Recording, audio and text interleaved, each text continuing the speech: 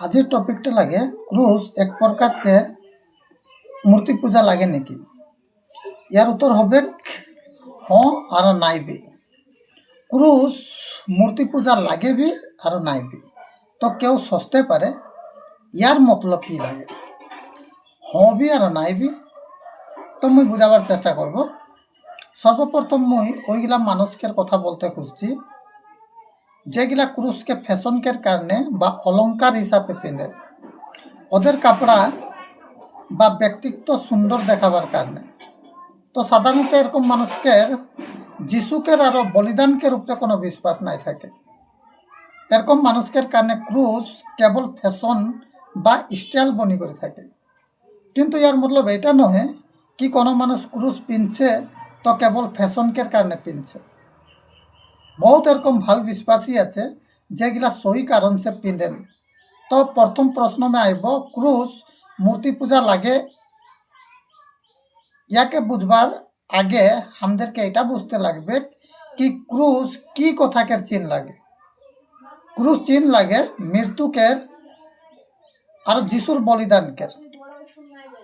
যিশুকের समय में रोम देश के साम्राज्य में কোনো একটা মানুষকে মৃত্যুদণ্ড দেওয়া হতে হয়, ওয়াকে ক্রুশ में টাঙ্গাই করি মৃত্যু দিয়া যাতে রয়। তো যিশু এরকম কি জন্য বলল মথি 16:24 পদ। তো এই বাক্যটা আমরা পড়ব। তেতিয়া যিশুৱে তেওঁৰ শিষ্যবিলাকক ক'লে, কোনোৱে যদি মোৰ পাছত আহিবলৈ ইচ্ছা কৰে তেন্তে তেওঁ নিজকে দমন কৰক আৰু নিজৰ ক্ৰুচ তুলি লৈ মোৰ পাছে পাছে আহক। মৃত্যুদণ্ড দিয়া হতে রহে, ওয়াকে নিজের ক্রুশ নিজেকে लेखते पड़ते रहे ওই জায়গা में जहाँ ওয়াকে ক্রুশ में लटकाई दिया হবে। অর্থাৎ ওই অপরাধী সব মানুষকে সামনে মানে স্বীকার করতে রহে জন রোম সাম্রাজ্যকের নিয়ম ভঙ্গ করেছে, ওই রোম সাম্রাজ্যকের সামনে ও নিজেকে স্বীকার করছে। ও নিজেকে স্বীকার করছে। তো যিশু এই বাক্যটা সে কি বুঝাতে খুঁজছে? যিশু বলছে কোনো একজন মোর বাতাই দিয়া রাস্তা মে চলি করি অনন্তকালকের জীবন পাবার ইচ্ছা রাখছে, ওই মানুষকে সর্বপ্রথম মারতে লাগবে। অর্থাৎ সর্বপ্রথম নিজের গলতি মানি করি ওই ঈশ্বরকে সামনে প্রণাম করতে লাগে যার নিয়মকে মানে ও জীবনভর ভঙ্গ করে আসিয়াছে। মতলব প্রথম নিজেকে মরতে লাগবে তাকে যিশুর কারণে জীবিত থাকতে পারবে। এই কারণে যিশু আগু দিকে বলছে 25 পদটা পড়ব, কিয়নো যিকোনোৱে নিজৰ প্ৰাণ ৰক্ষা কৰিব খোজে তেওঁ তাক হেৰুৱাব, কিন্তু যিকোনোৱে মোৰ নিমিত্তে নিজৰ প্ৰাণ হেৰুৱায় তেওঁ তাক পাব।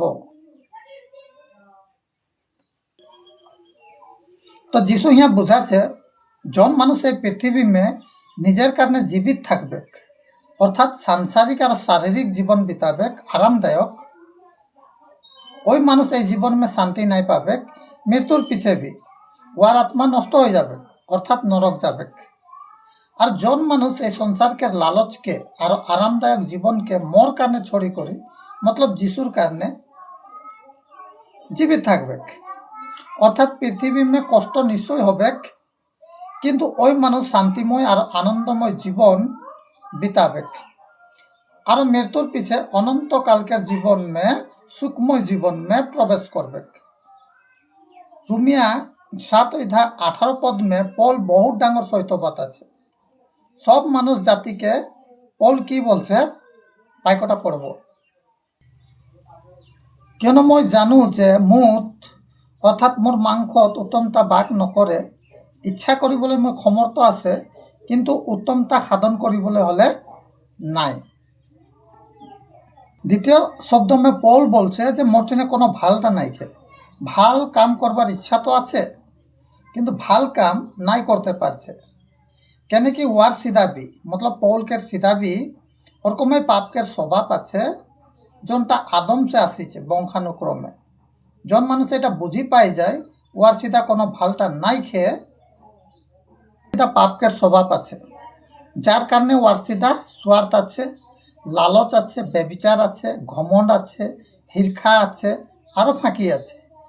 ওই মানুষ নিজের জীবন মরাই করি মতলব মৃত্যু হই করি অর্থাৎ নিজের সাংসারিক অভিলাষাকে খতম করি নিজের क्रूस उठाई लिए और जीसु बताई दिया रास्ता में अर्थात बाइबल में चलते ले आरम्भ करे तो ওই জায়গা में क्रूस की वस्तु के चिन्ह हইল क्रूस चिन्ह बनल এই কথার কি তুই নিজের জীবন যিশুকে দিয়ে দিলি যেরকম যিশু নিজের জীবন তোর কারণে দিয়ে দিল ক্রুশ में তো যখন তো ক্রুশ চিহ্ন লাগে প্রভু যিশুকে বিশ্বাস করা আর মানুষগুলাকে এইটা বাতাবার কি তুই নিজের জীবন যিশুকে দিয়ে দিলি তখন তো ক্রুশ মূর্তি পূজা নহে হব পারে তুই চার্চ মে ঘর মে বা ঘেঁচা মে লাগাইছি ওইটা মূর্তি পূজা নহে কেবল একটা চিহ্ন লাগে কি তুই যিশুকের দাস বনে গেলি তো কখনো কখন কখন কখন মানুষ তর্ক করে না না ক্রুশ তো একটা মূর্তি পূজায় লাগে প্রত্যেক অবস্থা में এরকম মানুষের কারণে ক্রুশ কাহাও নাই লাগাবো লাগে गिरजाघर में भी नहीं लगाबो लगे घरे भी नहीं लगाबो लगे और घेचा में भी नहीं लगाबो लगे तो मैं यहाँ बताते खुशी गणना पुस्तक 21:5-9 में एक कहानी आछे जखन इजराइल जंगल में रहे ओरा ईश्वर के विरुद्ध में कथा बोलल और मुसी से मूर्खामी भी करलेन तो তুই আমাদেরকে মানে মরাবার কারণে মিশর দেশে কেন ওলাই আনলি তখন ঈশ্বরে ওদেরকে দণ্ড দিবার কারণে ওদের মাঝে বিষাক্ত সাপ ভেজা এলো ওই সাপ কাটবার কারণে বহুত মানুষ মরতে আরম্ভ করলো তখন ইসরায়েল মানুষগুলা মুসিকে ক্ষমা মাংলেন আরও বাঁচবার কারণে উপায় খুঁজলেন তো যখন মুসি ওদের কারণে প্রার্থনা করলো তখন ঈশ্বরে মুসিকে বলল একটা পিতলকের সাপ বনাই করি খুঁটা মে টাঙ্গাই দে যেগুলো ওই সাপটাকে দেখবে ওয়ার বিষটা নিকলি যাবে আর ওই মানুষ বাঁচি যাবে তো মুসি ওরকমই করলো আর জনগুলা মানুষ বিশ্বাস ওই খুঁটামে দেখলেন ওরা বাঁচি গেলেন তো এইটা একটা অদ্ভুত চমৎকার লাগে কেন কি কোনো একটা ব্যক্তি পিতলকে সাপ দেখার লগে লগে কীরকম সাপ কাটা বিষ ওলাই গেল কিন্তু ঈশ্বর ইসরায়েলকে একটা মানে চিহ্ন দেখাতে আসি থাকা ক্রুশকে जहाँ जीशु के माने लटकाई दिया होबे मुसी ओदेरके बुझाते रहे जखन जीशु के क्रूस में टांगाबे तखन मानुषके पाप रूपी বিষটা मुख माने पाप रूपी বিষটা কি হবে पाप रूपी বিষটা নিজের উপরে লই লিবে যিশুয়ে নিজের উপরে লই লিবে ताकि জন মানুষ ওকে বিশ্বাস করবে ওর পাপটা ক্ষমা হয়ে যাবে আর ওর উদ্ধার হয়ে যাবে अर्थात मुक्ति हो जाए तो यार की प्रमाण आछे कि ईश्वर इस्राएल के चिन्ह देखाते रहे तो प्रमाण एटा लागे এই কথাটা যিশু যোহন 3:14 और 15 में बोलছে এই বাক্যটাকে भी আমরা পড়ব অরণ্যত মুছিয়ে যেনেকৈ খাপটো তুলিছিল তেনেকৈ মানুহৰ পুত্ৰও উতলিত হ'ব লাগে যাতে তেওঁত বিশ্বাস কৰা সকলোৱে অনন্ত জীবন পাব পাৰে ক্রুশ